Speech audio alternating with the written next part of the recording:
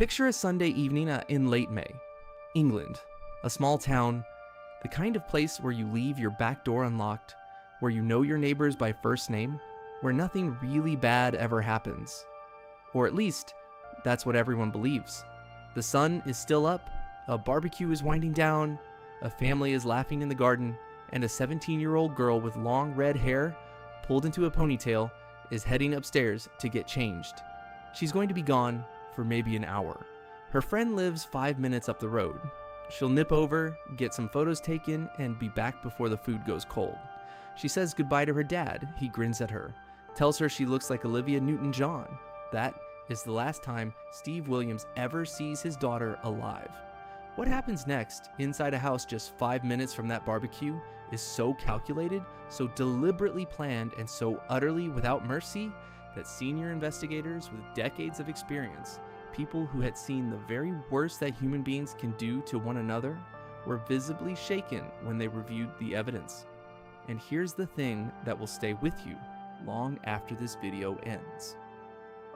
The man who killed Georgia Williams was not a stranger who appeared from nowhere. He was not a random predator who chose the wrong target. He had been watched. He had been assessed.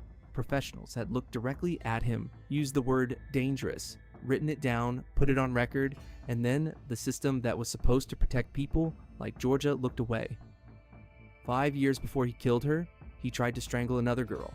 3 months before he killed her, he lured another teenage girl into that same house, locked every single door, and had everything prepared. She escaped. Barely. And nobody, not one person in authority or bang, told Georgia Williams to stay away from him. Her name was Georgia. She was 17 years old. She deserved to grow up. This is her story, and we are going to tell it properly. Before we go any further, a warning. What you're about to hear involves the murder of a 17-year-old girl. The details are disturbing. Some of what happened after she died is deeply upsetting. We're going to cover it honestly, carefully, and with the full respect Georgia and her family deserve. If you found this channel for the first time, welcome. Hit subscribe and drop a like. It genuinely helps stories like this reach people who need to hear them. Let's begin. Before we go anywhere near what happened, before we get to the planning, the evidence, the failures, the courtroom, you need to know who Georgia Williams actually was. Because this case gets covered in headlines as a tragedy, a statistic, teenager found murdered. And that framing robs her of something important. It flattens her, turns her into a before and after. Georgia Williams was not a before and after. She was a full person, a complicated, vivid, extraordinary person who had already lived more life at 17 than most people manage in twice that time. So, Georgia, born just after midnight on the 7th of September, 1995, in Wellington, Shropshire, a quiet market town in the West Midlands.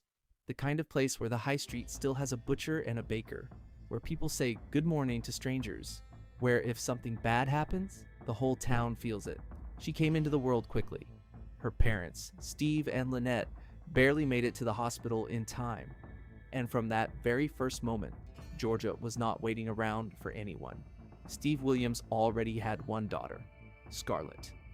People kept asking him if he was hoping for a boy this time. He wasn't. He told the people who asked that he was secretly hoping for another girl. When Georgia arrived, he said she made their family feel complete. Not just bigger, complete. A few weeks after Georgia was born, Steve achieved something he had been working toward for years, passed out as a fully qualified police officer. There's a photograph from that day, Steve in his uniform, Lynette at his side, Scarlett holding his hand, and baby Georgia in his arms. He said he looked at that photo for years afterward. He used to imagine Georgia standing there the day he retired too. She never got to be there. Growing up, Georgia and Scarlett were what the Williams family called chalk and cheese. Scarlett was pink, Georgia was blue. Scarlett did ballet. Georgia wanted to be outside in the mud doing something that got her heart racing. Her friends at the petrol station later gave her a nickname, Ferret, because she was quick and scrappy, always moving, always into something, full of energy that the room around her could barely contain. She was also the kind of little sister who hid behind doors and jumped out at you, who would slip quietly onto the sofa next to you and slide her hand into yours without saying a word. Steve talked about this, said Georgia had this way of just appearing beside you. One moment you were sitting there alone, and then there she was, hand in yours. Like it was the most natural thing in the world. That was Georgia. But it wasn't always easy for her. In junior school, she was maybe 8, 9 years old. She was bullied, not once or twice, relentlessly, for a sustained period that her mother, Lynette, found almost unbearable to watch. Lynette offered to call the school, to move Georgia out of the class, to do whatever it took to get her away from whoever was making her life miserable. Georgia said no. She was 10 years old. And she said, I'm not giving in. I'm staying and seeing it out. And she did. But something happened to Georgia because of those years that I want you to hold on to, because it matters later.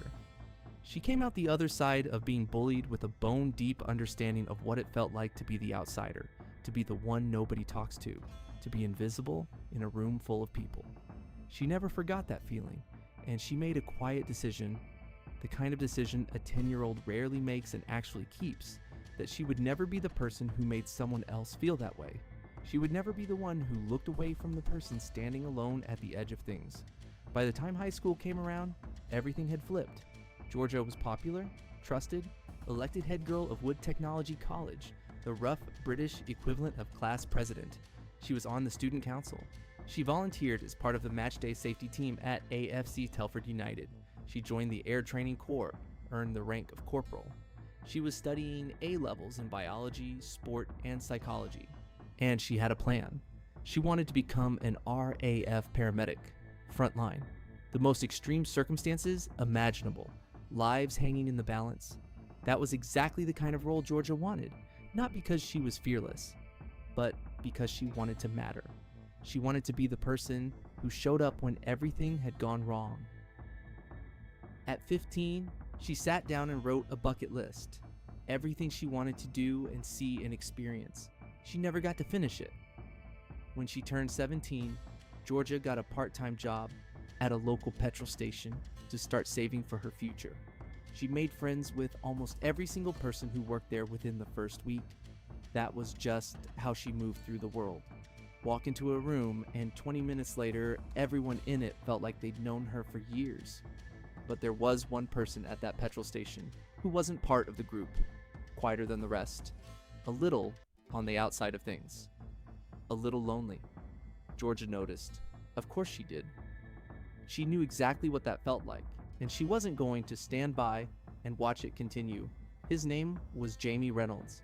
He was 22 years old, and the moment Georgia Williams decided to include him, to make him feel like he belonged, to extend to him exactly the same warmth she extended to everyone, she had no idea what she was walking toward. To understand what happened to Georgia, you need to understand who Jamie Reynolds appeared to be. And that is the key word, appeared. Because on the surface, on the visible day-to-day surface of things, there was nothing about Jamie Reynolds that would have set off obvious alarm bells. Nothing that would have made you cross the street. Nothing that, on its own, would have made Steve and Lynette Williams say absolutely not, stay away from him. Reynolds was 23 years old. He had actually been in the same school year as Scarlett. Georgia's older sister, the Williams family, already knew him from the petrol station. They'd been regular customers there. Steve and Lynette described him as quiet, polite, just a normal young lad. That description, normal young lad, is the most dangerous phrase in this entire story. Because Jamie Reynolds was not a normal young lad. He was something else entirely. And what he was had been hiding in plain sight for years, preserved in files and reports that nobody bothered to connect. We'll come back to that. But first, you need to understand what was happening between Reynolds and Georgia, because the dynamic between them is critical. When Georgia started including Reynolds in the wider friend group, inviting him out, bringing him into conversations, making sure he had somewhere to be on a Saturday evening, he came out of his shell, became more confident, more comfortable, and somewhere in that process, he developed feelings for her. He made those feelings very clear. He asked her out more than once, and Georgia turned him down every time. Gently, carefully, the way she did everything. She had a boyfriend. She valued their friendship. She didn't want to hurt him. She told him clearly romance was never going to happen. She wanted them to stay friends. Reynolds said he understood. He didn't. When Georgia started dating her boyfriend Matt, Reynolds took to Facebook. He posted about being cursed, about arranging dates that never happen, about watching someone you like move on and be happy with someone else. He wrote that he was forever alone, but to Georgia's face, perfectly friendly. Not even a flicker, not a hint of what was building underneath. He had learned, or perhaps had always known, how to keep two versions of himself perfectly separate, the one people could see and the one he kept in the dark. One day at work, Reynolds tells Georgia he's miserable. The petrol station isn't what he wants. He doesn't know what to do with his life. And Georgia, because this is exactly who Georgia is, sits down with him and asks what he actually loves, what gets him excited. Photography, he says. Then do it, she says. Build a portfolio. Make it happen. And when Reynolds asks if she'd be willing to model for some shots, just to help him get started, just to give him something to work with, Georgia doesn't even hesitate. Of course she will. He's her friend. That's what you do for friends. So they make a plan. Sunday, May 26th, 2013. Georgia and a group of friends will come to Reynolds' parents' house for a photo shoot. His parents are away in Italy. His sister is staying at her boyfriend's place. He has the house to himself. What Georgia doesn't know, what nobody tells her, is that of the 16 girls Reynolds had contacted about the shoot, several agree to come, but later in the week. On the evening of the 26th, only one person has actually been invited, her. But there is one more detail, and it is the detail that in hindsight says everything about what Reynolds was planning. The day before Georgia is due to arrive, he sends her a message about the shoot, about what he has in mind for the photos. Fake hanging, he writes. Just want to double check you're cool with it. It's totally safe. Georgia says yes. Why wouldn't she? Her friend has asked a slightly unusual but completely explainable question about an art photograph. She has no reason to doubt him, no reason to hesitate. She says yes. And Jamie Reynolds reads that message and knows that everything is in place. Now, before we get to what happened inside that house, I need to take you somewhere else first, because there's a version of the story where Jamie Reynolds is just a dangerous young man who slipped through the cracks of a system that couldn't have known what he was. But that is not this story. This story is the one where the system looked directly at Jamie Reynolds, saw exactly what he was, wrote it down, stamped it, filed it, and then did nothing. And to tell that part properly, we need to go back 5 years. 2008. Jamie Reynolds is 17 years old. He lures a 16-year-old girl to his house under the pretense of helping him with a media project. Read that again. A media project. A creative excuse. A reason to get a young girl alone in a house while his family is away. Sound familiar? She arrives. She gets uncomfortable. Something feels wrong. She tries to stay near the front door, near the exit, near the only way out. And then Reynolds grabs her and attempts to strangle her. She fights back. She bites him, hits him, breaks free, and she runs straight to the police. Officers investigate. They go to Reynolds' house. And what they find there is not the bedroom of a troubled teenager who acted on a dark impulse once and was terrified of what he'd done. What they find is a collection. Photographs of girls he knew. Girls from his school, girls from his life, printed out and altered, defaced, with nooses drawn around their necks, including a photograph of the girl he had just attacked. A mental health assessment is carried out. 2 professionals sit with Reynolds. They observe him, assess him, consider everything in front of them. Their conclusion is unambiguous. Jamie Reynolds poses a significant risk to others. He has moved, they note, from consuming violent material to actually acting on it. He is escalating. This is not fantasy anymore. This is rehearsal. The professionals saw exactly what he was. So what did police do? They gave him a caution, closed the case, described it in their own official language as and I want you to hear these words, suitably resolved. Suitably resolved. A 17-year-old boy who tried to strangle a girl, who had a collection of photographs of women with nooses drawn on their necks, who had been formally assessed as a significant danger to others. And the system looked at all of that and called it suitably resolved. Not one of the girls in those photographs was contacted. Not one of them was warned. They had no idea their images were in his possession. No idea what he had drawn on their photographs. No idea what they were facing. Now, I want to be precise here, because precision matters in a case like this. I am not suggesting that every troubled teenager who gets a caution is a future killer. I am not saying the system should treat every young person who makes a mistake as irredeemable. What I am saying is this: when a professional assessment formally concludes that an individual poses a significant risk to others and has moved from fantasy to action, that assessment needs to go somewhere. It needs to reach every relevant agency. It needs to be followed up. It needs to mean something. In 2008, it meant nothing. 3 years pass. 2011, Reynolds is now 21. He's at work. A female colleague rejects his romantic advances. Reynolds' response is to reverse his car at speed, deliberately, directly into hers. Police are called. The incident is investigated. Nobody runs a background check. Nobody makes the connection to 2008. The assault on the girl, the photographs with nooses, the formal risk assessment, none of it surfaces. It gets logged as a traffic matter and quietly filed away. Another missed signal, another door that should have slammed shut, left hanging open, and then February 2013, 3 months before he kills Georgia. This is the one that is hardest to sit with, because this is not a near miss buried in the past. This is 3 months before. This follows the exact same playbook, beat for beat, as what he later does to Georgia Williams. Reynolds lures a teenage girl to his house. His parents are away. She arrives thinking everything is fine. A normal visit, a normal evening, nothing to worry about. The moment she is inside, Reynolds locks every door in the house, every single one. She is now trapped inside a house with a man who has already attempted to strangle one girl, who has thousands of violent images on his computer, who has written detailed stories about what he wants to do to women, and who has been preparing that loft for exactly this kind of moment. He tries to convince her to stay the night. She says no. He keeps pushing. The atmosphere shifts. She gets scared. She can feel that something is very wrong, even if she can't name exactly what.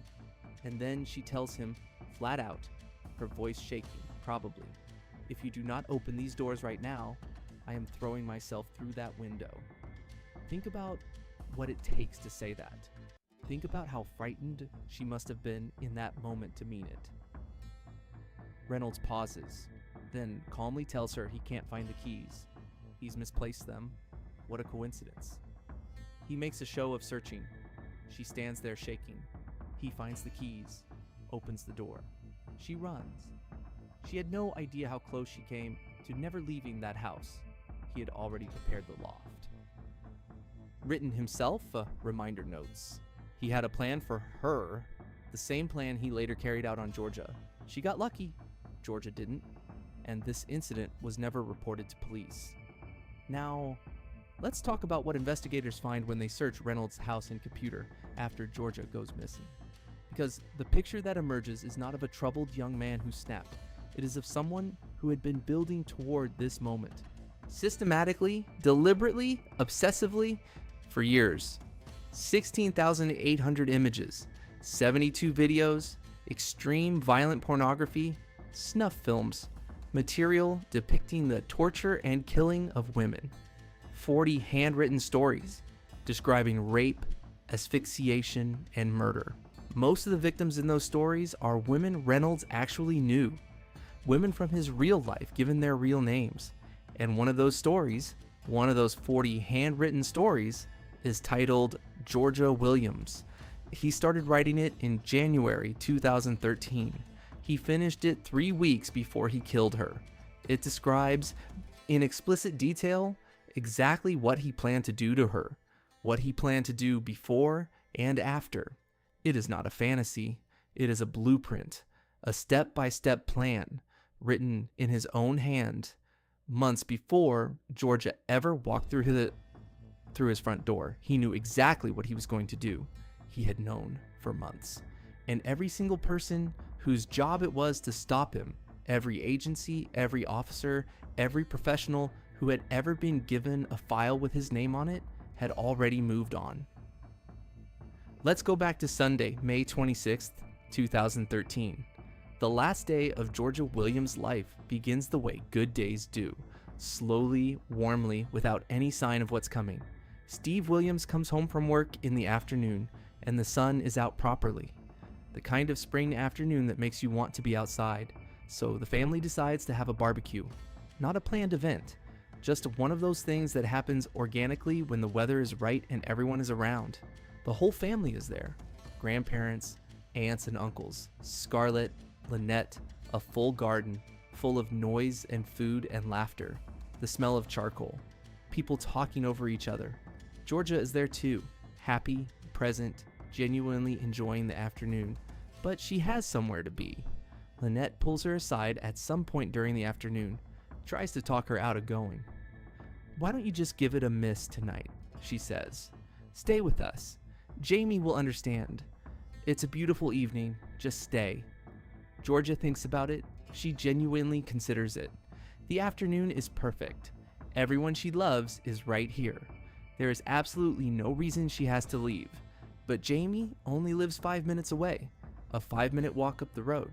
She figures she'll nip over, get the photos done quickly, and be back before anyone misses her. She doesn't want to let him down, so she goes upstairs to get ready. She pulls her long red hair up into a ponytail, puts on black skinny jeans, a baggy top, flat shoes, a black leather jacket. She comes back downstairs. Steve looks at her and grins, tells her she looks like Olivia Newton-John in Grease. She smiles, says goodbye, and walks out the front door. It's 7:30 in the evening. Nobody in that house knows they have just said their final goodbye to her. Her dad will replay that moment, the grin, the comment, the smile, for the rest of his life. That image of her walking out the door. Georgia makes the short walk to Jamie Reynolds' house on Endale Road. Knocks. He answers. She steps inside, and something is immediately off. Though she has no way of knowing it yet. Her friends aren't there. No one else has arrived. It's just Jamie. But it's Jamie. She trusts him. She doesn't leave. He hands her an outfit he's picked out for the shoot. A jacket, a pair of shorts. She changes. And at around 8 p.m., in the upstairs hallway of his parents' house, the photography begins. What happened inside that house on the evening of May 26, 2013, was described by experienced investigators as deeply disturbing.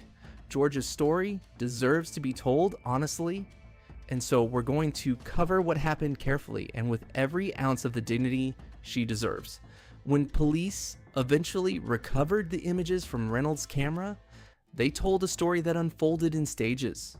The first photographs look exactly like what Georgia was told. A photo shoot. She's dressed in the outfit Reynolds gave her. She's looking into the camera, comfortable, smiling, completely unaware. Then the images shift. Georgia is standing on a wooden box in the upstairs hallway. A noose attached to a beam across an open loft hatch is around her neck. And she is still smiling. Because Reynolds had told her it was artistic. That she would look like she was floating in midair. That he would edit the box out later. That it would look incredible. She believed him. She stood on that box and she smiled at his camera because why wouldn't she? He was her friend. Then he tied her hands behind her back. And he kicked the box away. Death by hanging in these circumstances is not instant. Georgia, in those final moments, understood exactly what was happening. She understood that the person she had gone out of her way to include, to befriend, to help, to invite in from the cold, had just lured her to her death. That understanding, that she knew in the end, is something Georgia's family have had to carry every single day since. And Jamie Reynolds stood right there and kept taking photographs. What followed over the next several hours, we are going to be measured about out of respect for Georgia and for her family. What we can tell you is this: Reynolds spent the next several hours treating Georgia's body with absolute contempt. He moved her through different rooms of the house. He took hundreds of photographs. He removed her jewelry and kept it as trophies. The full details of what was captured on that memory card were so disturbing that prosecutors chose to withhold certain specifics entirely from public disclosure. Senior detectives, officers with years of experience who had handled the worst cases imaginable, were visibly shaken when they reviewed those images. Think about what that means. At 10:30 p.m., Georgia's mom Lynette sends a text, a normal mom text, the kind every parent sends. "Where are you? When are you coming home?" Reynolds picks up Georgia's phone. He has already looked up her passcode, looked it up beforehand, and written it down because he knew he was going to need it. He types back a reply. Casual, breezy, says the shoot finished a while ago, that she's out with friends, that she'll be home late, don't wait up. And at the end of the message, 3 kisses, just like Georgia always signed off. He knew to add those because he'd written himself a reminder note in advance. He had planned for this moment. He had prepared for exactly this. On the other side of Wellington, the Williams family reads that text and breathes out, goes to bed relieved, assuming Georgia is safe. She was none of those things. Monday morning, Reynolds is caught on CCTV at a local petrol station filling up his stepfather's van. Georgia's body is in the back of that van. He drives 60 miles to Wrexham in North Wales, parks up, leaves Georgia in the van, and walks into a cinema. The film he watches, Fast and the Furious, the exact film he had asked Georgia to see with him, the one she had politely turned down because she had a boyfriend. He never got that date when she was alive, so he took her body to the car park and went without her. He then drives north, through Chester, through Cumbria, up into Scotland. He checks into a budget hotel in Glasgow, 280 miles from Wellington, the whole time calm, organized, behaving exactly like someone with nothing to hide and nowhere to be. Meanwhile, George's family is waiting.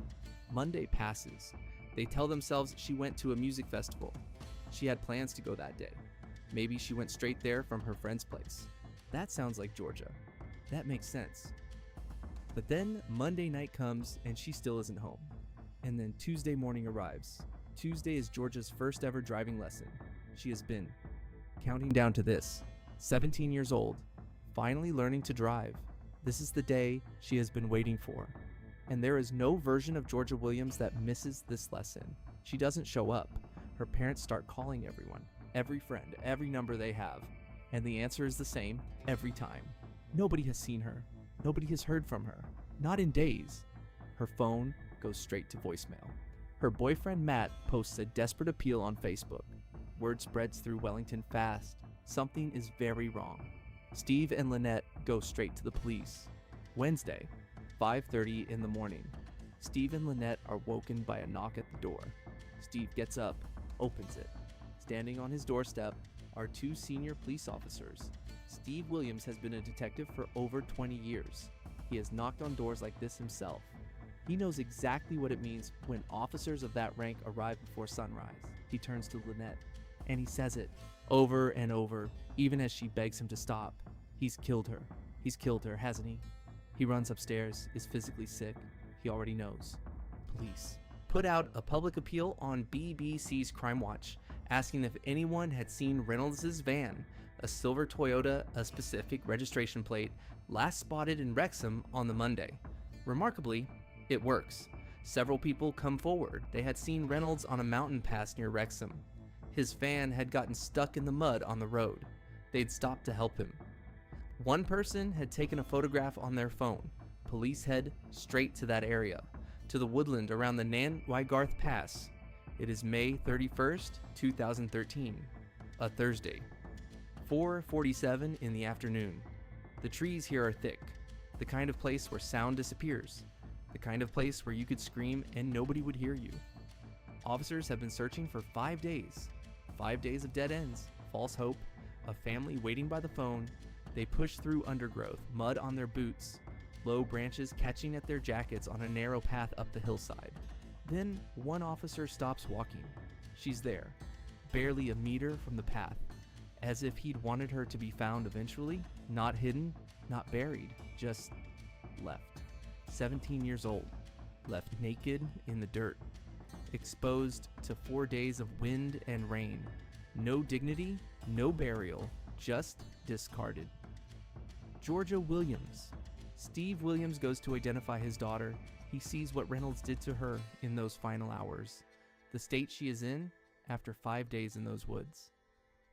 And he makes a decision right there before he has even fully processed what he is looking at. Nobody else sees her like this. Not Scarlett, not the grandparents, nobody. Scarlett is waiting outside. She wants to go in. She needs to say goodbye to her little sister, properly, with her own eyes face to face, one last time. Steve stops her physically, holds her back. Remember her the way she was, he says. Remember her laughing. Remember her hiding behind doors and jumping out at you. Remember the girl who just appeared beside you on the sofa and held your hand without saying a word. Remember that Georgia, not this one. Steve Williams walks back out alone, and he carries that image, what Reynolds left behind, for the rest of his life, so that nobody else in his family ever has to. Beat silence. Meanwhile, Reynolds is in Glasgow, sitting in a police interview room, having been arrested after his van appeared on CCTV across multiple counties. He is asked one question: where is Georgia Williams? His answer? I don't know. Reynolds maintains his innocence for months. Complete stonewalling, no emotion, no crack. Just a man sitting in a room, saying nothing, showing nothing, giving nothing. In October 2013, he appears at Birmingham Crown Court and enters a formal plea. Not guilty. Georgia's family has to sit in that courtroom and look at him. The man who killed their daughter, who treated her body with contempt, who played text message games with Lynette while Georgia lay dead in the back of his van, sitting there in the dock, pleading not guilty, forcing them to prepare for a full trial, forcing them to relive every single detail in open court. December 2nd, 2013, the first day of trial, Stafford Crown Court. Steve Williams arrives and, before Reynolds is brought in, catches a glimpse of him through a crack in the door. He's laughing, joking around with court staff, relaxed, like he's at a social event, like none of this is real, like he has not a single thing to answer for. Then the doors open. Reynolds walks into the courtroom and something shifts. The laughing stops. The shoulders drop. He becomes almost childlike, small, quiet, head down, a completely different person. He stands up and he pleads guilty. After 6 months of lying, after 6 months of putting Georgia's family through absolute hell, he folds on the first day of trial. Georgia's family didn't even get the dignity of a proper warning that this was coming. Sentencing takes place on December 19th, 2013. 2 forensic psychiatrists have assessed Reynolds. Their conclusions are stark and without ambiguity. Reynolds is intelligent, calculating, capable of learning new tactics and strategies of adapting his methods. In their professional opinion, he has the potential to become a serial killer. He would, they said, pose a grave risk to women for the rest of his life. No therapy, no rehabilitation, nothing would change what he was. Mr. Justice Wilkie considers everything: Reynolds' age, his guilty plea, though it came 5 days before trial and carries limited weight. Every mitigating factor available. None of it comes close to outweighing what he did. The judge hands down a whole life order. No minimum term. No possibility of parole. No chance of release. Ever. Jamie Reynolds will die in prison. At 23 years old, he becomes the youngest offender in British criminal history to receive that sentence, and the judge's words to Reynolds in that courtroom are worth hearing properly. Killing Georgia was an expression of a long-standing preoccupation with violent, sadistic pornography. You watched her die in circumstances where you could have saved her life, and doing so was the central part of your pleasure. Outside the court, Steve Williams faces the cameras, and what he says is quietly devastating. There is no sentence we can ever say we're satisfied with, It'll never bring Georgia back. She's dead. She's gone physically. She lives in our hearts. The one thing that will always cause us grief is that even though Jamie Reynolds is serving a full life sentence, he still has life to hang on to. In 2014, Reynolds had the audacity to appeal. His legal team argued the whole life order was excessive given his age and his guilty plea. The Court of Appeal didn't entertain it. The ruling was immediate and absolute, no basis whatsoever. Reynolds watched the hearing via video link from his cell. He didn't say a word. Justice, in the end, did come for Georgia Williams. But once Reynolds was behind bars, her family turned their attention to a question that had been burning since the beginning. How did this actually happen? An independent review is carried out by Devon and Cornwall Police, brought in specifically because West Mercia Police couldn't investigate their own failures. What they find is damning. At least 8 separate agencies had contact with Jamie Reynolds after the 2008 attack. 8.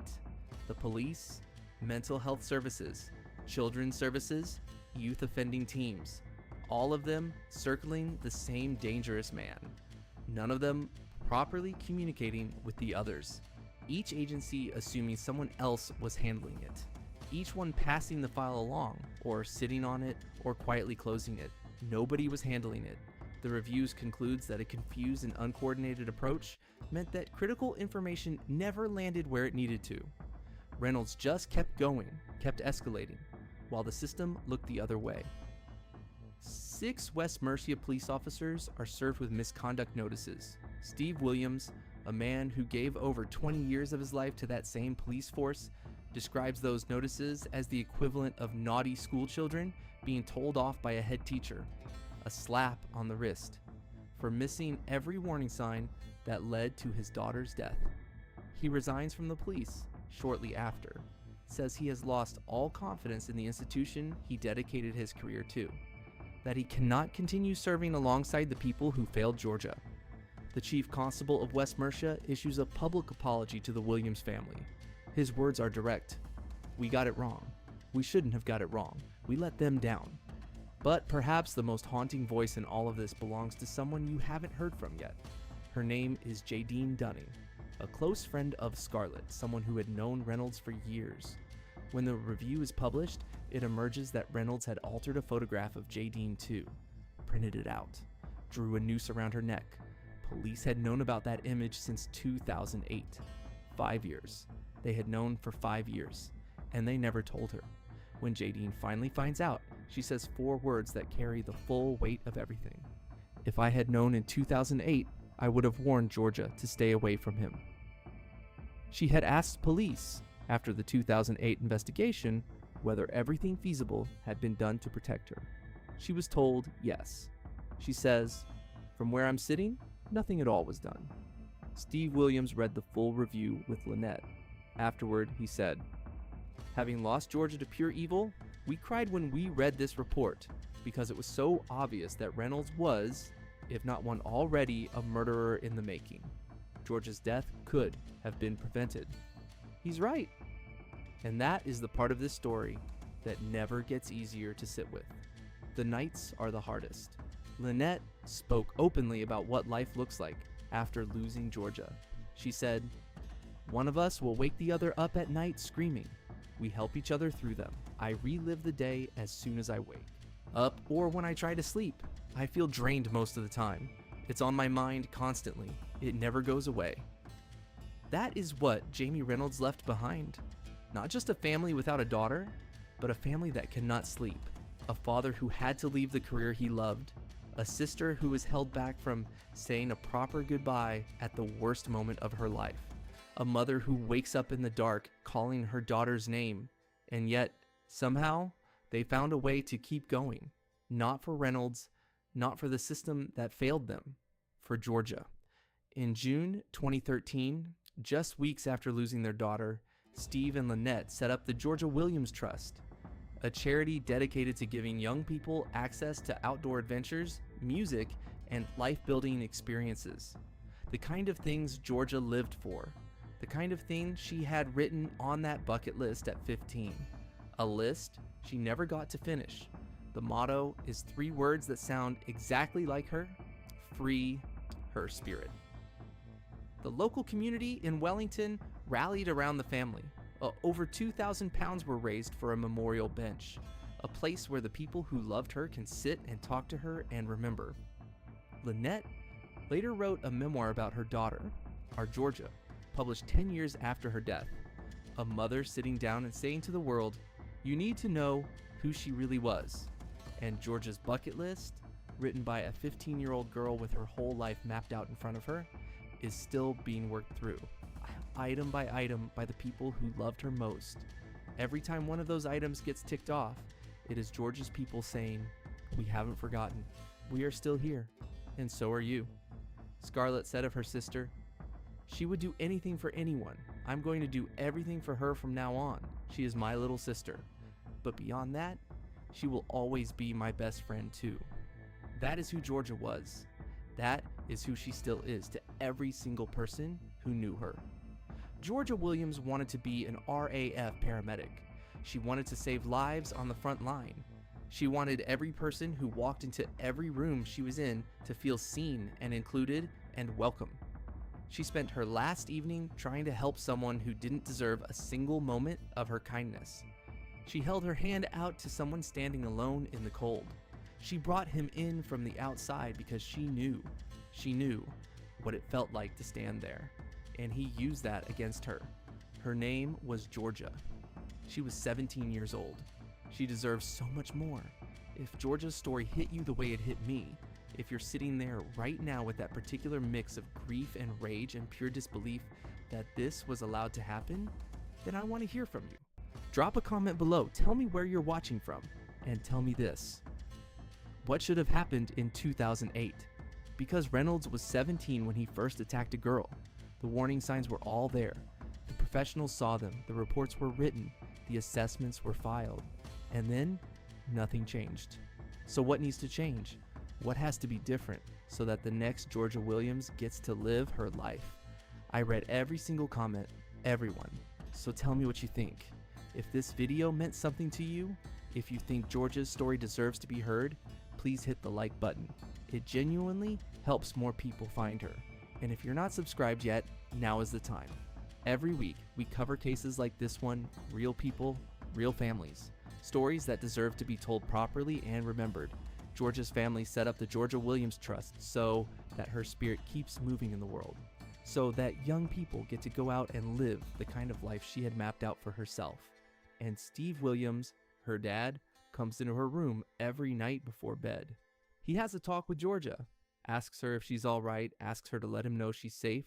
Her name was Georgia Williams. Don't forget it. I'll see you in the next one.